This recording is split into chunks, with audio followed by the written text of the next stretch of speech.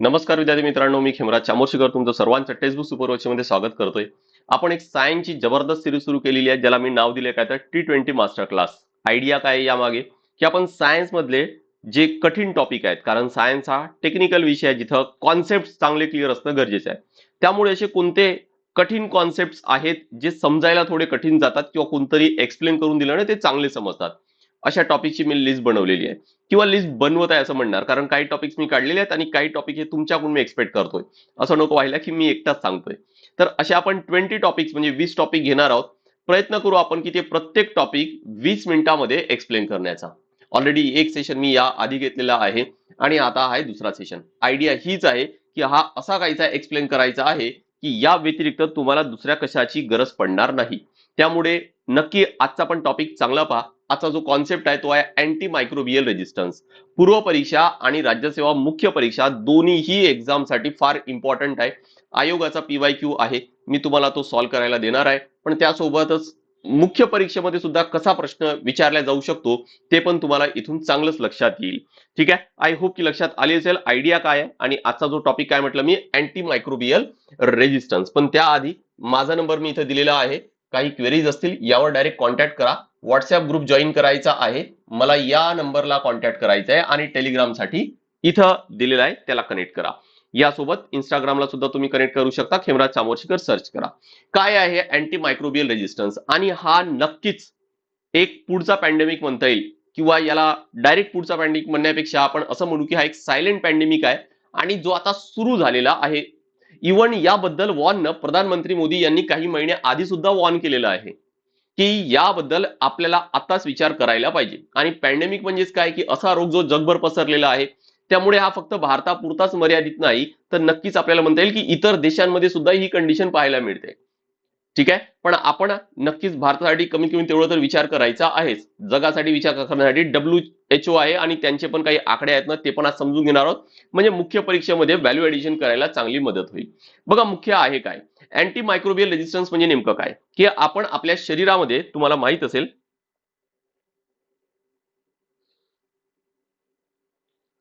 बघ मी इथं तुम्हाला एक्सप्लेन करून सांगतो की आपल्या शरीरामध्ये आपण काय, की जे रोगजंतू असतात, मग रोगजंतू कोणते असतील, एकतर ते बॅक्टेरिया असतात किंवा व्हायरस असतील किंवा फंगी असतील किंवा प्रोटोझोआ असतील किंवा वर्म्स असतील, काहीतरी एक कोणत्या तरी प्रकारचे रोगजंतू आहे. आणि याला मारण्यासाठी, कारण यापासून होतं काय तर रोग होतात, यांना मारण्यासाठी जे आपण मेडिसिन घेतो, बस त्यांना म्हणतात काय तर अँटी मायक्रोबियल. ठीक आहे, अँटी मायक्रोबियल याचाच एक प्रकार म्हणजेच काय, की जे बॅक्टेरियाच्या अगेन्स्ट काम करतात त्यांना आपण अँटीबायोटिक्स म्हणतो ना, हा बस तसाच आहे. की अँटी मायक्रोबियल म्हणजेच काय, की एक जनरल वर्ड आहे. बॅक्टेरियासाठी अँटीबायोटिक आहे, व्हायरससाठी अँटीव्हायरस आहे. Correct, so anti microbial. दुसरं एक लक्षात ठेवा, हे रोगजंतू आहेत म्हणजे हे सजीव आहे. आणि सजीवांचा एक बेसिक फंडा आहे, तो म्हणजेच काय, जर तुम्ही मागचा माझा जो सेशन आहे ना T20 मास्टर क्लासचा, तो जर पाहिला असेल तर तुम्हाला तिथं मी एक सांगितलंय की DNA पासून RNA बनतो आणि RNA पासून प्रोटीन बनतो. आणि या पद्धतीने काय तर आपल्या कोणत्याही एखाद्या सजीवाचे जे फीचर्स आहेत, गुणधर्म आहेत, ते डिफाईन होतात. पण त्यासोबतच काय तर म्युटेशन हा एक शब्द तुम्ही ऐकला असेल कोविडमध्ये. करेक्ट, मानवामध्ये पण म्युटेशन होत आहे. म्हणूनच तर आधी मानवाला शेपटी होती, पाठीचा कणा वाकलेला होता, मेंदू लहान होता. आज आपण बघतो की या काही हजारो वर्षानंतर आज माणूस बदललेला आहे. इथून पुढे हजारो वर्षानंतर अजून बदल होईल नक्कीच. पण ही जी प्रोसेस आहे ना, ही मानवामध्ये किंवा एखाद्या अशा मोठ्या प्राण्यांमध्ये फार स्लो प्रोसेस पाहायला मिळते. पण ते सूक्ष्मजीवांमध्ये काय, अरे सूक्ष्मजीवांमध्ये ना आपणच बघतो की कोरोना व्हायरस ना, त्याचे त्या कोविड मध्येच असताना किती व्हेरियंट आले आणि अजूनही येतच आहे बरं का. म्हणजे रोगजंतूमध्ये जो म्युटेशन होत आहे तो फार फास्ट आहे. आता तो फास्ट आहे त्यामुळे होणार काय, की बघा, एक रोगजंतू आहे ज्यामुळे कोणता तरी रोग होतो, त्याला मारण्यासाठी काय केलं आपण, अँटी मायक्रोबियल मेडिसिन घेतली. बरोबर, आता झालं काय की या रोगजंतूचं म्युटेशन झालं. हा म्युटेशन कसं होईल ते आपण समजून घेणार आहोत आता थोड्या वेळानंतर, ज्यावर आयोगाने PYQ प्रिलिम मध्ये प्रश्न विचारलेला आहे. सो झालं काय की रोगजंतूचा म्युटेशन झाला. आता होणार काय की हा जो अँटी मायक्रोबियल आहे ना, हा या रोगजंतूवर कामच करत नाहीये आणि त्यांनी स्वतःमध्ये म्युटेशन, स्वतःमध्ये चेंजेस करून तो आता काय तर अजून जास्त स्ट्रॉंग झालाय आधीपेक्षा.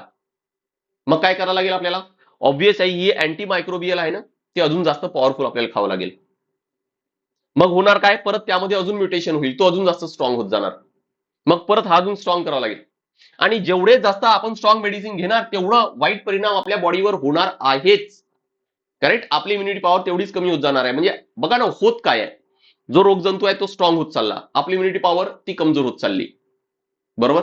एक वेळ अशी येईल की हा जो रोगजंतू आहे ना, त्यावर जनरली हे कोणते असे जे अँटी मायक्रोबियल आहे ते काम करणारच नाही, किंवा करेल तर खूप जास्त पॉवरफुल असे अँटी मायक्रोबियल काम करेल. मग अशा रोगजंतूला काय म्हणतात, अशा रोगजंतूला सुपरबग म्हणतात. करेक्ट. आता हे जे म्हटलं ना की सजीव आहे, त्याचा म्युटेशन आहे ना, ज्याला मराठीमध्ये उत्परिवर्तन म्हणतात, पण म्युटेशन मला वाटतं की हा सर्वांना नोंद शब्द आहे. म्युटेशन ही ना एक नॅचरल प्रोसेस आहे. म्हणजे या रोगजंतूमध्ये जो बदल होत जातोय ना, ते एक नॅचरल आहे, ते होणारच आहे. पण होत काय आहे की आपण अँटी मायक्रोबियलचा मिसयूज आणि ओव्हरयूज करून ही प्रोसेस आपण अजून जास्त फास्ट करतोय. अँटी मायक्रोबियल आहे ना, त्याचा वापर करून, कसा वापर करून, मिसयूज किंवा ओव्हरयूज करून ही जी प्रोसेस आहे फास्ट करतोय. आणि म्हणून म्हणताय की होत काय की सुपरबग होत चालले, आपली इम्युनिटी पॉवर कमी होत चालली.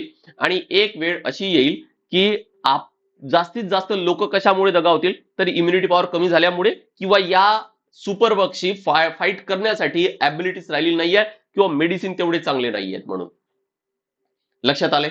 आता हे जे म्हटलं ना की आपण ही जी प्रोसेस आहे फास्टन करतोय, म्हणून असं का म्हणतोय मी, आपण मिसयूज आणि ओव्हरयूज कुठं करतोय. तुम्ही स्वतःला प्रश्न विचारा की डॉक्टरांनी जर 5 दिवसाच्या गोळी मेडिसिन लिहून दिली, तर आपण काय करतो, 3 दिवसाचं घेतो की नाही. जर डॉक्टरांनी 3 दिवसाचं लिहून दिलं तर आपण काय करतो, आपण 2 दिवसाचं घेतो. बरोबर ना. कधी असं पाहिलं का की डॉक्टरांनी मेडिसिन 2 दिवसाची किंवा 4 दिवसाचे लिहून दिले म्हणून. नाही का, कारण तो जो मेडिसिनचा जो कोर्स आहे ना, हा तसाच बनलेला आहे. त्या टॅबलेट्स, त्या गोळ्या, त्या कॅप्सूल हे त्याच प्रमाणात तशाच बनलेल्या आहेत की 3 दिवसाचं घेतलं किंवा 5 दिवसाचं घेतल्यानंतर तो एक प्रॉपर कोर्स बनेल आणि एक प्रॉपर रिझल्ट आपल्याला पाहायला मिळेल. बरं, दुसरा अजून एक मुद्दा काय, की थोडा सर्दी खोकला काही झाल्यानंतर, थोडा ताप आल्यानंतर आपण डॉक्टरकडे न जाता काय करतो, सर्वात आधी आपल्या घरी आपण आपले डबे उघडतो. कोणती काही मेडिसिन सापडते का, नाही तर मग फार्मसीमध्ये जाणार, नाही तर मग डॉक्टरकडे जाऊ. बरोबर. मग इथं पण करतोय काय, आपण सेल्फ मेडिकेशन घेतोय. होणार काय आहे की सेल्फ मेडिकेशनमुळे ज्या रोगजंतूला मारण्यासाठी जे मेडिसिन घेतोय, कदाचित ते कामच करत नसेल, आणि होणार काय की आपल्या इम्युनिटी पॉवरवर परिणाम होतोय, आणि जो रोगजंतू आहे ना तो स्ट्रॉंग होत चाललाय, तो सुपरबग बनत चाललाय. So this is the pandemic, this is the silent pandemic. आणि या कारणामुळे होणार काय की पुढे जाऊन लोक दगावण्याची शक्यता आहे, ही वाढू शकते. आणि म्हणूनच प्रधानमंत्री मोदी यांनी सुद्धा याबद्दल काय तर वॉर्न केलेला होताच. सो इथं मी मराठीत नोट्स टाकलेले आहेत. अँटी मायक्रोबियल रेजिस्टन्स म्हणजे नेमकं काय, की सूक्ष्मजीव आहेत जसे की जीवाणू, विषाणू, परजीवी, या जेव्हा सूक्ष्मजीव विरोधी जे औषधे आहेत, जसा प्रतिजैवके म्हणजे अँटीबायोटिक किंवा अँटीव्हायरल, या विरुद्ध काम करण्याच थांबवतात, तेव्हा त्याला सूक्ष्मजीव विरोधी प्रतिकार म्हणतात. म्हणजेच काय, अँटी मायक्रोबियल रेजिस्टन्स म्हणजेच काय, की हे असे सूक्ष्मजीव आहेत, त्यांनी जे अँटी मायक्रोबियल मेडिसिन आहे, हे अँटीबायोटिक किंवा अँटीव्हायरल, त्या अगेन्स्ट रेजिस्टन्स, रोध तयार केलेला आहे. त्यांवर काही परिणाम होत नाही. का, कारण ते आता बनलेले काय आहेत, तर सुपरबग बनलेले आहेत. हा औषध प्रतिकार नैसर्गिक उत्क्रांतीच्या घटनेचा एक भाग आहे. लक्षात ठेवा, दिस इज नॅचरल प्रोसेस, म्युटेशन. पण आपण काय करतोय की जे ओव्हरयूज किंवा मिसयूज करून मेडिसिनचे आपण करतोय काय, की ही जी प्रोसेस आहे ना ही फास्टन करतोय, अजून जास्त फास्ट होत आहे. त्यामुळे प्रतिजैविक प्रतिकार आहे तो वाढत जातोय. जरी प्रतिजैविक प्रतिकार नैसर्गिकरित्या होऊ शकतो, परंतु प्रतिजैवकांचा गैरवापर ही प्रक्रिया काय करत आहे, वेगवान करत आहे. आणि याबद्दल आपल्याला विचार करायला पाहिजे. आता नेमका हे जे सूक्ष्मजीव आहे किंवा रोगजंतू आहेत, ते रेजिस्टन्स कसं क्रिएट करत आहेत, त्यासाठी ना बेसिकली हे रोगजंतू 4 मेकॅनिझम यूज करतात. 4 मेकॅनिझम कोणते, इमॅजिन करा की हा आहे काय तर एक रोगजंतू आहे, आणि आपण काय खाल्लं तर एक मेडिसिन खाल्ली, त्याचा हा कुठला तरी एक पार्टिकल आहे. हा पार्टिकल बेसिकली हा रोगजंतू आहे ना, या रोगजंतूचे जे सिस्टम आहे, ज्या पद्धतीने हा रोगजंतू काम करत आहे, ते काम करणं आपल्याला थांबवायचं आहे. रोगजंतूचा विषय एवढाच आहे. त्यामुळे हा जो पार्टिकल आहे औषधांचा, हा काय करतो, याच्या बॉडीच्या आत जातो. बॉडीच्या आत गेल्यामुळे लेट्स से की या पूर्ण रोग जंतूचा कुठला तरी अवयव आहे त्याला तो अटॅच होईल आणि त्याची प्रोसेस आहे ना पूर्णपणे थांबवून देईल, त्यामुळे हा रोगजंतू मरेल. सो दिस इज बेसिक, म्हणजे ज्या पद्धतीने युपीएससी किंवा एमपीएससी ला ज्या पद्धतीने रिक्वायर्ड आहे ना, बस त्या पद्धतीने मी तुम्हाला सांगतोय. ठीक आहे. आता होणार काय की हा रोगजंतू यासाठी कसा रेजिस्टन्स क्रिएट करतो, तर हे 4 मेकॅनिझम आहेत. पहिला मेकॅनिझम काय, alteration in surface receptors for drugs. त्यामुळे काय होणार की परमेबिलिटी आणि ते डिक्रीज होईल. म्हणजे बेसिकली काय बघा, शब्द वेगवेगळे असू शकतात पेपरमध्ये, फक्त कॉन्सेप्ट समजून घ्या. होणार काय की हा जो बाहेरचा जो लेअर आहे ना, हा जो बाहेरचा लेअर आहे, या बाहेरची जी लेअर आहे ना, ही बाहेरची लेअरच काय तर तो चेंज करेल, हे अल्टर करेल. हे अल्टर केल्यामुळे होणार काय की आता हा जो अँटीबायोटिक एंटर करणार होता ना, हा एंटर करणारच नाही, त्यामुळे परिणाम होणारच नाही. सो ही झाली पहिला मेकॅनिझम काय की अल्टरेशन ऑफ सरफेस रिसेप्टर्स, की हा जो सरफेस आहे ना तोच काय तर त्यांनी अल्टर केलं, विषय मोकळा, आता एंटर करणार नाही, त्या सूक्ष्मजीवाला काही होणार नाही. दुसरं आहे काय की याला म्हणतात एमडीआर, ज्याला मल्टी ड्रग रेजिस्टन्स पंप किंवा इफ्लक्स पंप, म्हणजे एमडीआर पंप किंवा इफ्लक्स पंप. पंप म्हणजेच काय की परत ढकलणे. तर समजा की कोणत्या कारणामुळे हा असा सरफेस तयार केला नाही यांनी, आणि जर हे अँटीबायोटिक एंटर जर झाले, तर हा सूक्ष्मजीव एवढा कॅपेबल होतो सुपरबग बनल्यामुळे की तो या अँटीबायोटिकला परत बाहेर टाकू शकतो. समजलंय? तो काय करतोय, तो स्वतःमध्येच एक असा पंप तयार करतोय, ज्याला इफ्लक्स पंप किंवा एमडीआर पंप म्हणतात, की त्या मेडिसिनला तो आपल्या बॉडीच्या बाहेर टाकू शकतो. त्यामुळे यावर ऑब्वियस आहे की काही परिणाम होणार नाही.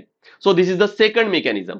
तिसरं आहे काय की सिक्रेशन ऑफ इनऍक्टिव्हेटिंग एन्झाइम्स, की चला आता मान्य केलं की हा जो सरफेस होता तो पण अल्टर झालेला नाही, पंप आहे तो पण त्यामध्ये काम करत नाहीये, तर हा काय करू शकतो मग, जो सूक्ष्मजीव आहे की हा असा काहीचा एन्झाईम सिक्रेट करेल की जो अँटीबायोटिक आलेला आहे ना त्याला तो इनऍक्टिव्हेट करून घेईल. इनऍक्टिव्हेट केल्यामुळे काय होणार की तो अँटीबायोटिक यावर काहीही परिणाम करणार नाही. करेक्ट. आणि नाही तर मग चौथा आहे काय की अँटीबायोटिक किंवा अँटीमायक्रोबियल आला तर त्या अँटीमायक्रोबियल मध्येच काहीतरी चेंजेस करेल. करेक्ट. तिसऱ्यामध्ये काय आहे की असं काहीतरी करेल की तो अँटीबायोटिक कामच करत नाही आहे. आणि चौथा आहे काय की अँटीबायोटिक मध्येच आता चेंज केलं, त्यामुळे जो वाईट परिणाम या सूक्ष्मजीवावर होणार होता ना तो होणारच नाही. त्यामुळे या 4 मेकॅनिझमचा वापर करून सूक्ष्मजीव स्वतः काहीतरी एक रेजिस्टन्स क्रिएट करतात अँटीमायक्रोबियल साठी, जसं बॅक्टेरिया अँटीबायोटिक साठी, व्हायरस अँटीव्हायरल साठी. करेक्ट. आणि त्यामुळे ते आहे ना ते स्ट्रॉंग होत जाईल, आणि अशालाच मग काय म्हणू आपण तर सुपरबग म्हणू. आय होप की ही जी प्रोसेस आहे ना ही तुमच्या चांगल्या लक्षात आली असेल. करेक्ट. सो हा होता प्रिलिम साठीचा भाग. हा मेन साठी नक्की तुम्हाला यातले पॉइंट्स नक्की लिहिता येईलच, पण मेन साठी ना मी तुम्हाला अजून काही पॉइंट सांगतोय ते बघा. अकॉर्डिंग टू डेटा, जे व्हॅल्युएशन करायला फार मदत होतं, आणि दरवर्षी हा टॉपिक न चर्चेत असतोच, दरवर्षी कोणत्या ना कोणत्या कारणामुळे असतो. त्यामुळे एकदा प्रिपेअर करून ठेवून द्या, याचे सगळे पॉइंट्स रेडी करून ठेवून द्या. एक प्रश्न सुद्धा मी तुम्हाला प्रॅक्टिस करायला देणार आहे, त्याचं उत्तर लिहून ठेवा. तुम्हाला ना नक्की फायदा होईलच याचा.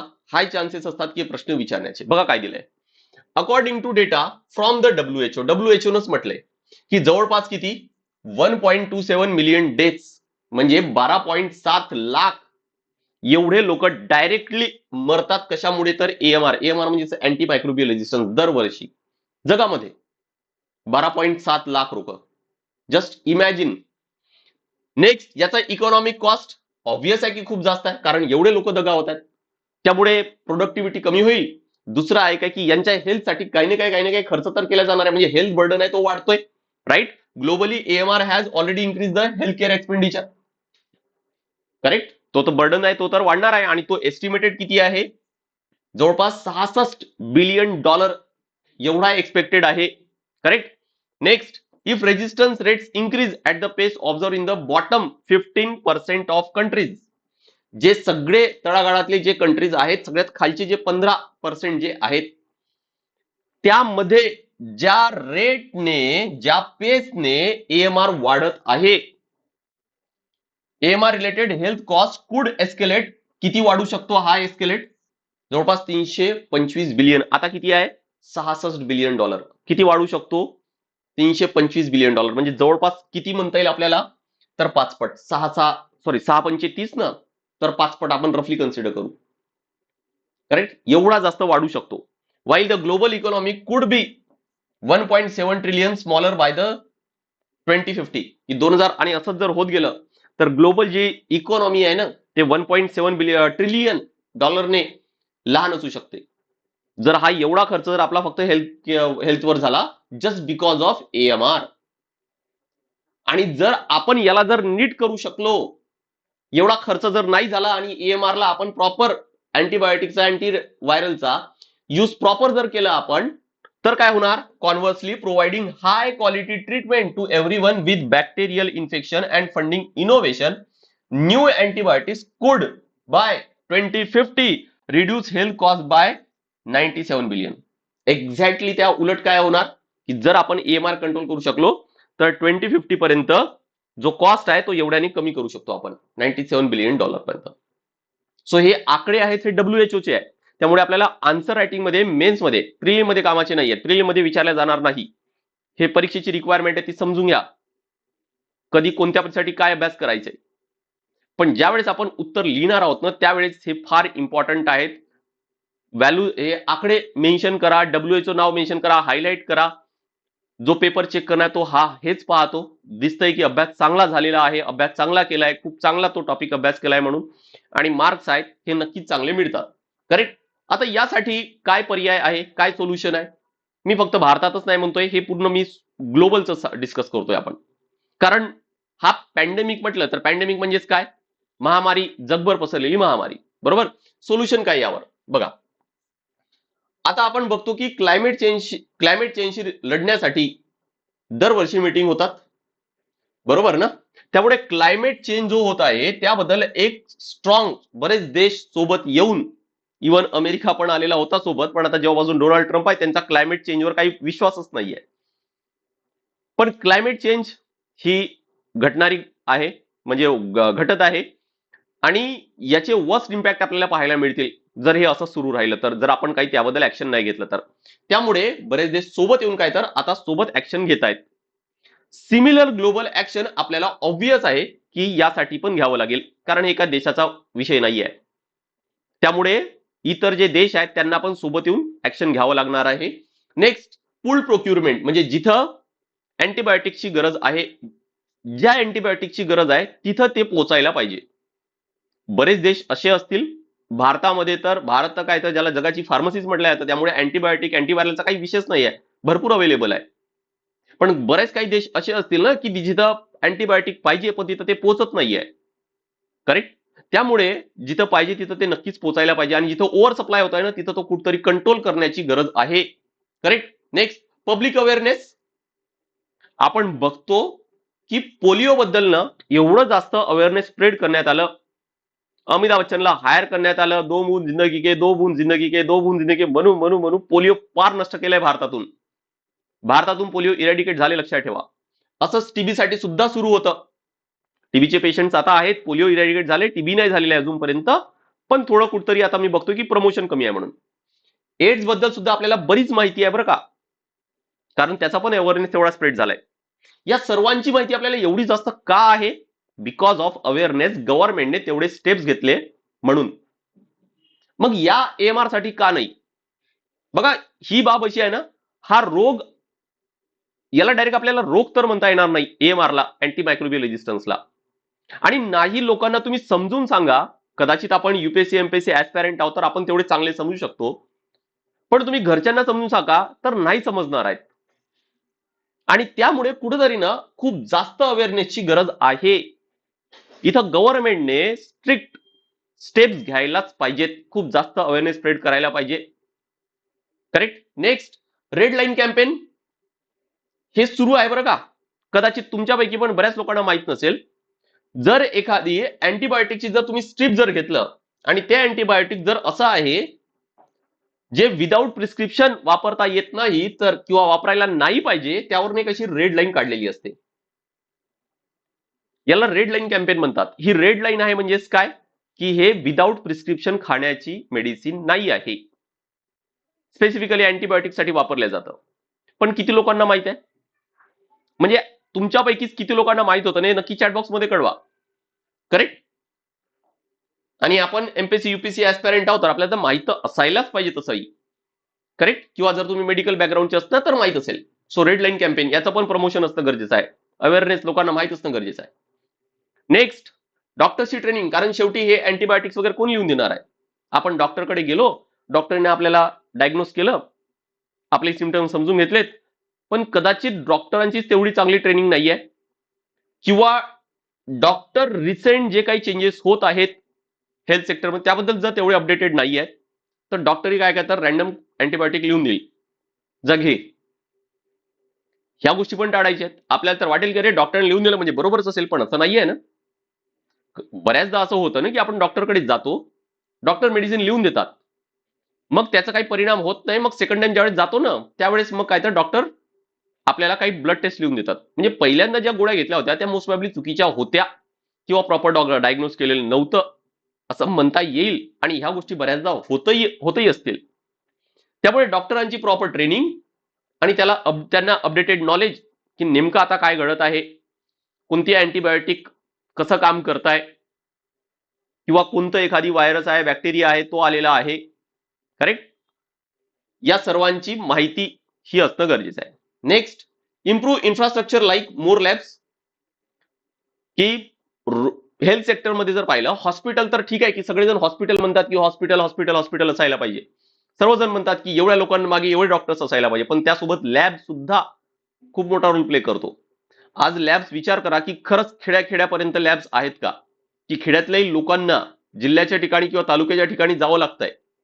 एखादी कुठेतरी डॉक्टर असेल किंवा ग्रामीण रुग्णालय वगैरे असतं, पण त्यासोबत लॅब पण तर असायला पाहिजे. सो लॅबची सोय किंवा बाकी इन्फ्रास्ट्रक्चर आहे तो असायला पाहिजे. Next, auditing regularly track data which antibiotics use more. की सप्लाय तर केल्या जात आहे अँटीबायोटिकचा, पण कोणत्या एरियामध्ये कोणत्या अँटीबायोटिक वापरल्या जात आहे, त्याचा मिसयूज तर होत नाहीये. कोणता मेडिकल, बघा शेवटी काही जरी झालं इथं कदाचित कोणाला वाईट वाटेलही, पण मला असं वाटतं की प्रत्येकांना पोट भरायचं आहे, आणि प्रत्येकाला ज्याला पोट भराय तो कुठेतरी बिझनेस करतोय.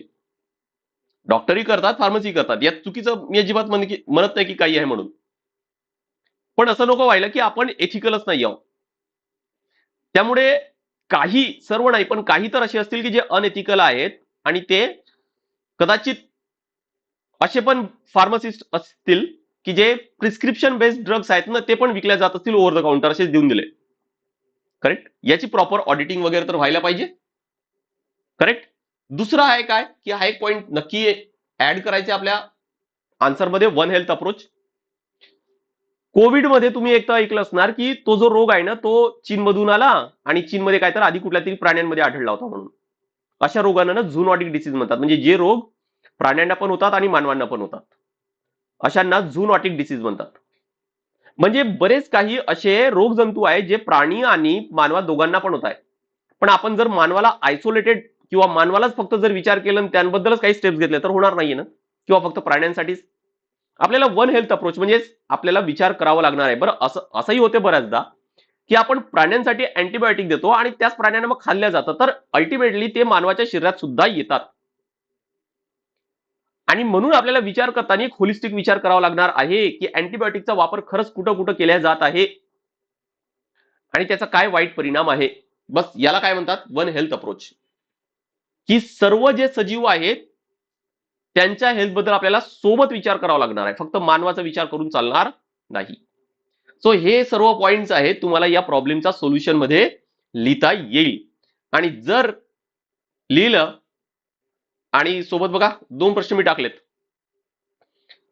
की एक आहे काय तर कंबाईन पूर्व परीक्षा 2020 चा प्रश्न आहे, जीवाणू खालीलपैकी रिकामी जागा या यंत्रणेच्या माध्यमातून प्रतिजैवकांना प्रतिरोध करतात. 3 पॉइंट दिलेले आहेत, मल्टीलाइनर क्वेश्चन आहे. याचा आन्सर नक्की चॅट बॉक्स मध्ये टाका काय तर. मी तुम्हाला डिटेल एक्सप्लेन केलंय. करेक्ट. नेक्स्ट, आणि जर मेनचा आन्सर लिहायचा असेल तर बघा इथे एक प्रश्न दिलाय, युपीएससीचा 2014चा हा प्रश्न आहे. डॉक्टरांचा प्रिस्क्रिप्शन शिवाय प्रतिजैविके म्हणजे काय तर अँटीबायोटिक्स अतिप्रमाणात वापरणे व सहज उपलब्ध असणे भारतात औषधी प्रतिरोधक म्हणजे ड्रग रेजिस्टंट रोगांच्या उदयास कारणीभूत ठरू शकते. यावर देखरेख आणि नियंत्रणासाठी कोणत्या यंत्रणा उपलब्ध आहेत या संदर्भातील विविध समस्यांची सखोल आणि चिकित्सक चर्चा करा. कधीचा प्रश्न आहे? 2014. आता काय 2026, 12 वर्ष झाले, अजूनही हा टॉपिक डिमांडिंग आहे आणि पुढेही राहीलच. आय होप की क्लिअर झालं असणार. त्यामुळे एकदा प्रिपेअर करून ठेवून द्या हा टॉपिक.